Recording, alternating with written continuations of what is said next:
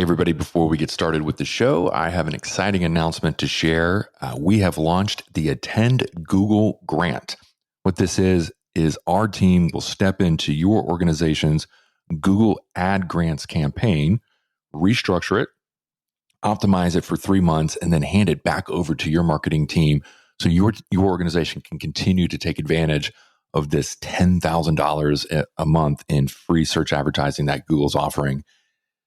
Just for the new listeners to this podcast, Attend is the name of our ad agency. We just work with nonprofit cultural attractions, so gardens, zoos, aquariums, and museums.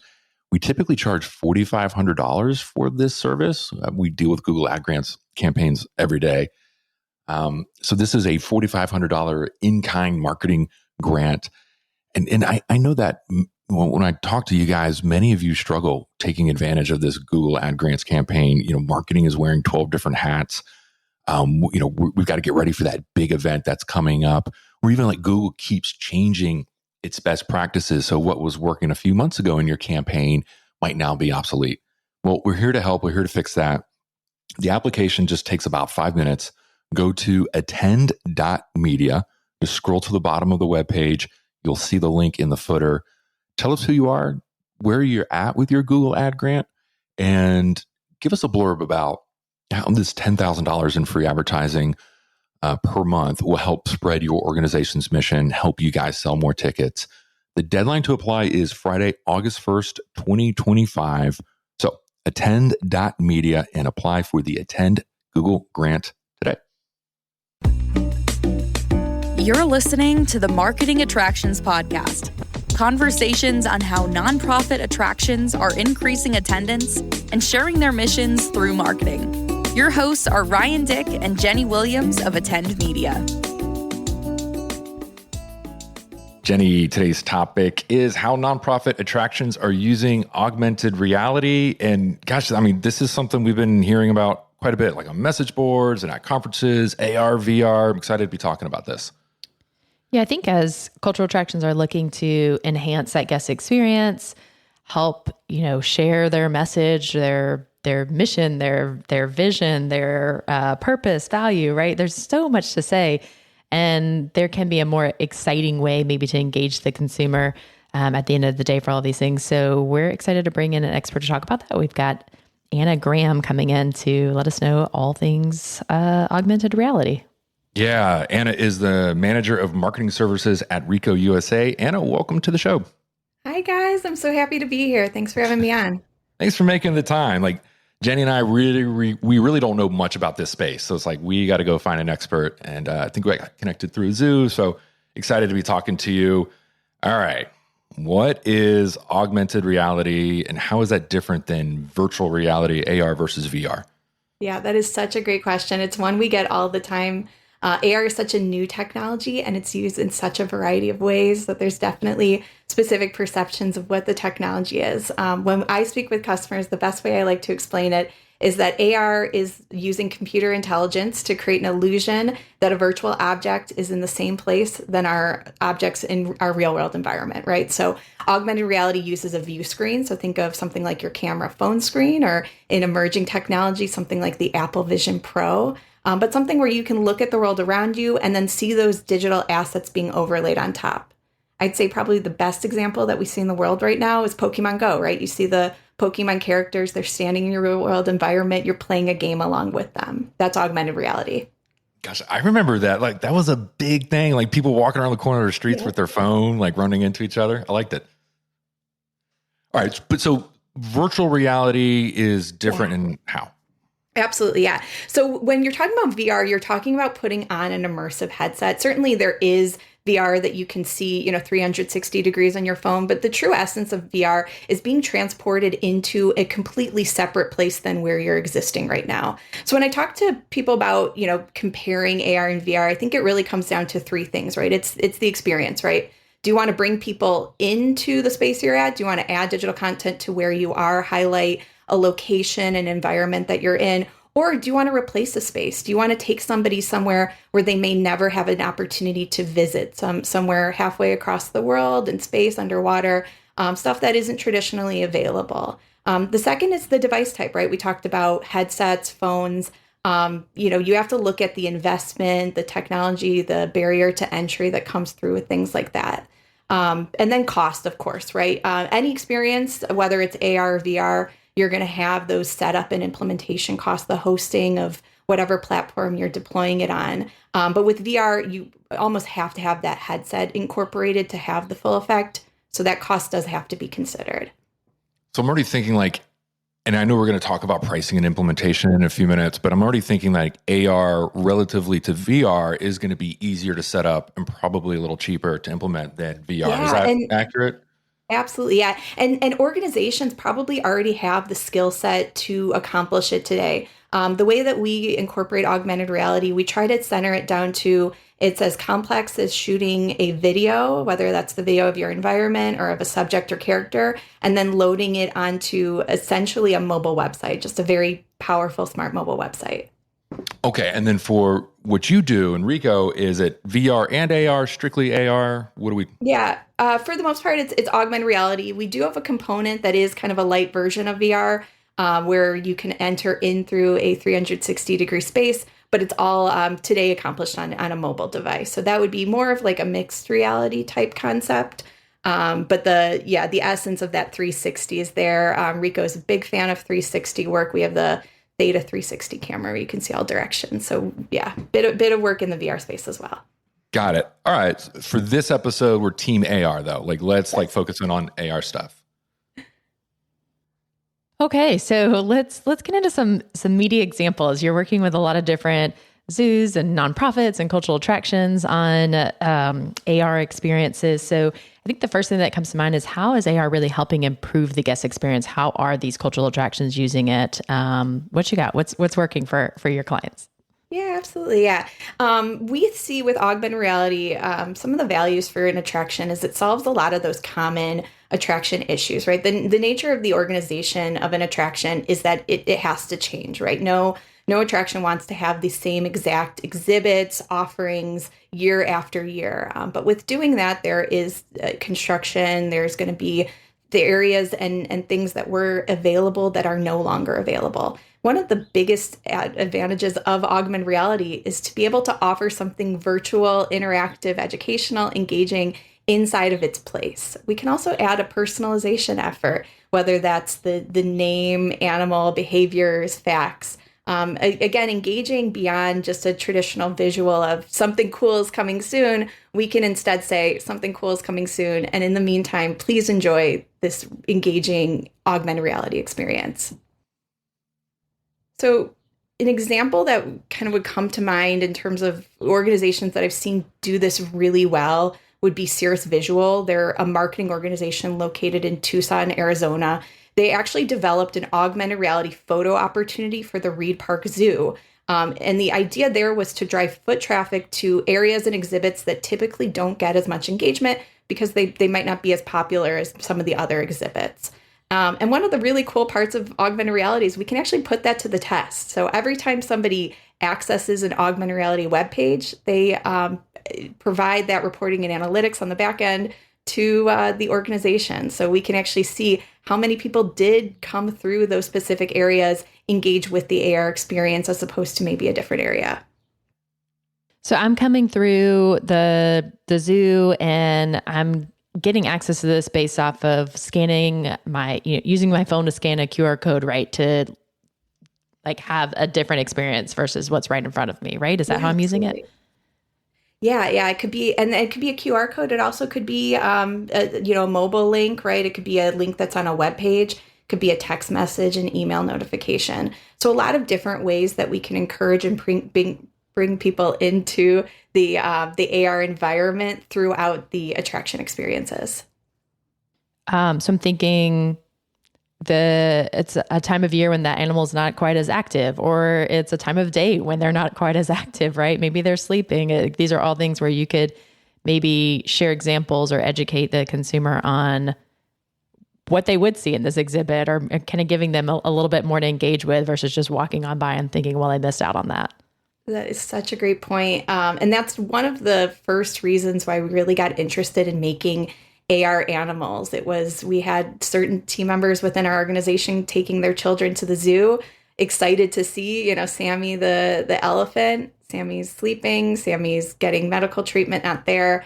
How do we still have that personal experience? And I think right now in this day and age, that's really important because people are forming parasocial relationships with attractions. So, right, we have Mudang in Thailand. I know here in Chicago, we have a corpse flower named Alice. So I think, being able to take that parasocial relationship a step further and spend some personal time without it being, an expensive, one-on-one meet and greet or something that puts burden on the animal. This allows you to have that relationship without adding that much stress.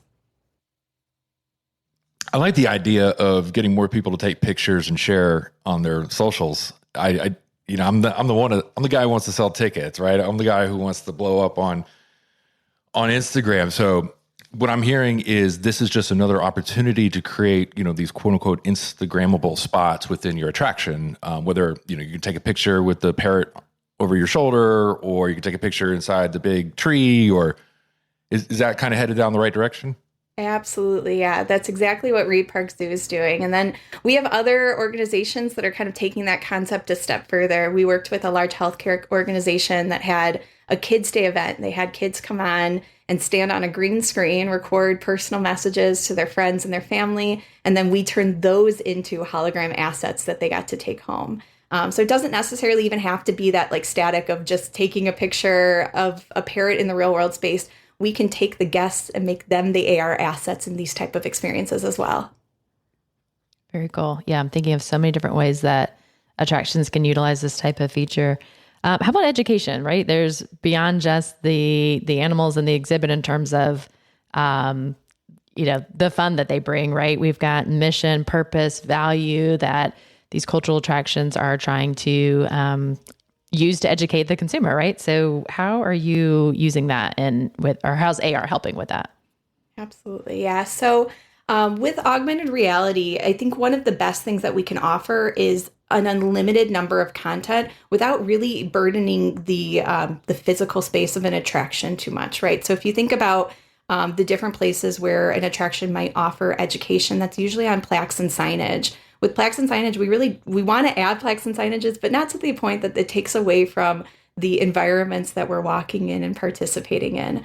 With augmented reality, it could be something as small as a QR code that they could scan and have access to a library of videos, educational resources, links to other web pages. And that's stuff that they could access immediately while they're at the attraction, or something we can encourage them, hey, take that home with you, and then enjoy your time, physically enjoying the space. So whichever way that you can offer it, whether it's an, in-person educational experience or offsite, I think augmented reality really threads that needle.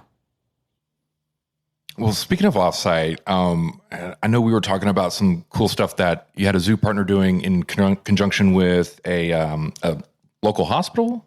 Tell us that story. Yeah.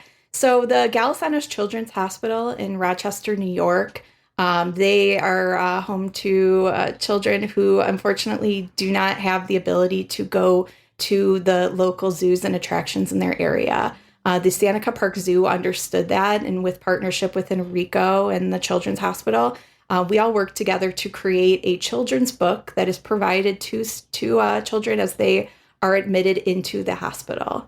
The book offers up to, I believe, 10 different animal AR experiences, which they can deploy inside of their rooms during medical treatments or awaiting results. It offers different activity pages, things to offer some type of distraction away from maybe a reality that they're dealing with right now. And then lastly, and something that Seneca Park Zoo played a huge role in, was offering that educational material. So in addition to the content in the books being fully vetted and supported through the Seneca Park Zoo, on every single AR experience, there's links to the Seneca Park Zoo for their existing educational content that they had already put together. So it was a great way to leverage expertise that was already in the world inside of this book for these children. You're listening to the Marketing Attractions Podcast. Conversations on how nonprofit attractions are increasing attendance and sharing their mission through marketing. Your hosts are Ryan Dick and Jenny Williams of Attend Media. Attend Media is a media planning and buying agency specializing in zoos, aquariums, gardens, and museums. For more information, please visit attend.media. Now, back to Ryan and Jenny. Well, let's keep going with some more examples here. Tell us, Anna, how other nonprofits are using AR with Ricoh. Yeah, so just in general, nonprofits have such a great opportunity to showcase their philanthropic efforts. Really, with a nonprofit, we can kind of hit two avenues, right? We could talk about leveraging this as a way to compel people to make a donation or sponsor the organization, what the attraction is trying to offer. The other avenue is to showcase what's already been accomplished. I think Boyd Foundation, which is a nonprofit in Columbia, South Carolina, is a great example of that. They've funded really fantastic attractions such as the Hampton Preston Historical Mansion, the Boyd Island Sanctuary, the Riverbank Zoo and Aquarium, and have started to work with us on utilizing AR as a way to promote the amazing work that they've done. So we've actually set up virtual tours that are done through augmented reality where they can see these facilities, see where the exact philanthropic efforts went towards, and be able to promote the value of these organizations and why they exist. So we've already completed the ones for the Boyd Island and Hampton Preston, and then later this year we'll be launching the ones for Riverbank Zoo. Yeah, that's such a great way to just build trust with consumers as well too. So I love that example. All right. So this augmented reality thing, it sounds pretty cool. I'm making a little checklist here, and we talked about just enhancing the guest experience. What happens if an exhibit, or maybe, for the animal care folks, the animal folks are down, or the animal's sleeping and not quite out.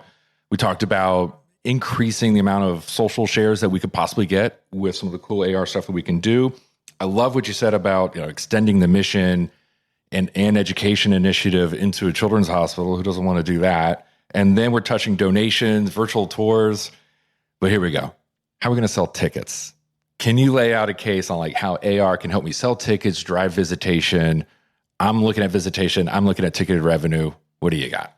Absolutely. Yeah. So I see augmented reality as a great way to incentivize and gamify the engagement into an AR experience. So in terms of incentivification, it's a great way to be able to promote things like giveaways, contests, scavenger hunts, challenges, all those kind of fun things of do this, get a prize for it, right? Participate, fill out a question. I think with a lot of that comes the gamification, right? That could be a scavenger hunt looking for things throughout an attraction. It could be a quiz game where they have to guess the correct answer for something. It could be doing specific photo opportunities as part of a photo contest. I think all of these things are ways that really entice people, incentivize people to come and participate, to bring their own vision and perception into things. We see a lot of really positive ticket sales through that. One really great best practice that we see organizations do with augmented reality is utilizing it in their marketing efforts as another communication channel for marketing. Direct mail is probably the best example of that. One of the common challenges with direct mail comes back to that concept of reporting and analytics, right? We can really get people analytics down to the point where the consumer gets the postcard in their mailbox, but really don't know what happens after that, right? Did they look at the postcard and throw it away? Did they click on, scan a QR code, engage on something? Once we incorporate that augmented reality, both the incentivification, right? There's something fun on that QR code that makes me want to scan it, paired with the analytics that we can receive on the back end, it becomes a really powerful marketing tool. Another nice value add is that there's currently a USPS postal discount of 3% on mail pieces with augmented reality. So I see a lot of organizations using that postal discount to really offset some of the costs, dip their toe in the water, and see if AR is something that's going to be a good fit within their organization. I want you to, I feel like you shared so many really great stories. And so just kind of going back to the direct mail piece, we were kind of chatting offline a little bit, and you had a great use case for, I think it was selling season tickets for a university. Can you share that story a little bit about how they were incorporating that into their direct mail? Yeah, absolutely. Yeah. So this university worked with a marketing agency that leveraged the augmented reality technology. And what they did was they created this really enticing mail piece encouraging people to sign up to be season ticket holders. And I think the really smart thing that they did is the AR hologram that they created was of the head coach of that organization. So when they received that mail piece and they scanned that QR code, they saw their head coach appear, provide a really compelling message of, please support our organization, come join us, sign up for season tickets. At the bottom of the AR experience, there was a call to action button to take people to go purchase their season tickets. And the result that we saw was, number one, we identified a 13% response rate in the direct mail piece, which in terms of typical mail response rates, especially for university marketing, 3 to 5% is considered really good. So 13% was really beyond any of our expectations in terms of performance. And then the second and more important value was that the entire season was sold out within weeks of that campaign going out. I think that really speaks to the power of that technology. It got the message out. It gave an easy avenue for a call to action, and people engaged with it. Awesome. I love that example. I just think through like how that could be such a strong piece for like a membership message for a lot of cultural attractions at the beginning of the year. And I didn't know about that discount. So that's really interesting as well. But let's talk a little bit more pricing and implementation here. Like we already have chatted about how this is a much lower cost, maybe compared to something like virtual reality, right? But if I'm a marketing director, I'm thinking, okay, I want to start incorporating some of this. Like, is there some price points, entry pricing that you can share with us? Like, what should I have been thinking of realizing that this could go very far in terms of what we do? Yeah. And the first thing I always talk to customers about is, there's certainly a lot of AR technology on the market. I think there's a few things you want to look at when you're making that investment. The number one is the development platform that you're building it on. I think one of the really cool things that exists today is the ability to build AR experiences without having to be a coder. And that's through tools called no-code creation engines, which Blue Airspace AR, the tool that we use, has that in our capabilities. So being able to utilize your designers, your videographers, your marketers, your creative people, not necessarily somebody with a full technical skill set, and allow them to have the control of the AR concepts, I think that's really important. The second is that we want guests to be able to easily access experiences. One of the biggest barriers that I saw with the technology over the last 10 years that I've been working with it is the way of getting into it. Prior to about 5 years ago, the only way that you could access an AR experience was through an app. You had to download an app. And that act of getting somebody to download an app, whether it's an attractions app or a third-party augmented reality app, it is a huge ask for the everyday consumer. So one of the cool new things that has come to market is web AR. And web AR is essentially technology that was deployed through your mobile devices. It's already on your phones today. It was already installed years ago.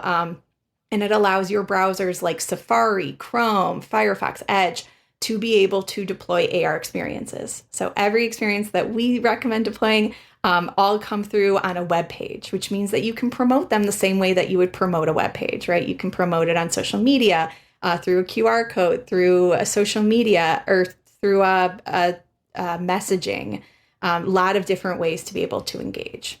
And then the last one of the costs, right? So in terms of the cost of it, you're going to be looking at two sets of investments. One is the platform, right?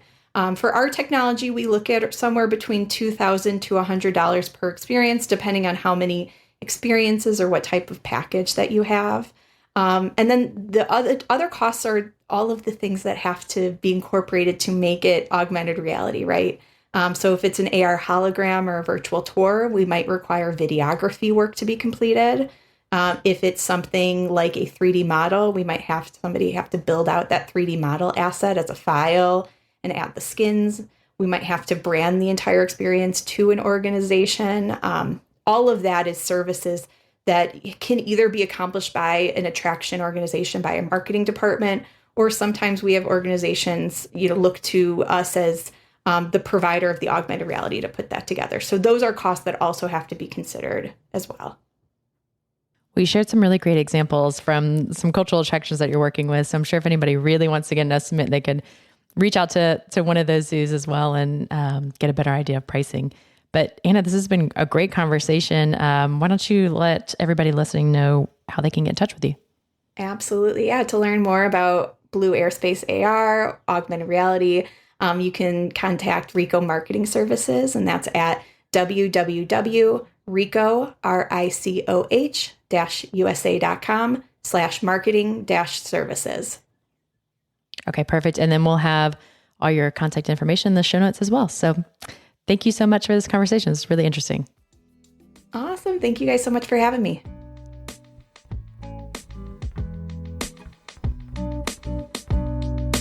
Thank you for listening to the Marketing Attractions Podcast. If you have a suggestion for a topic or would like to be a guest on the show, please visit our website at marketingattractionspodcast.com.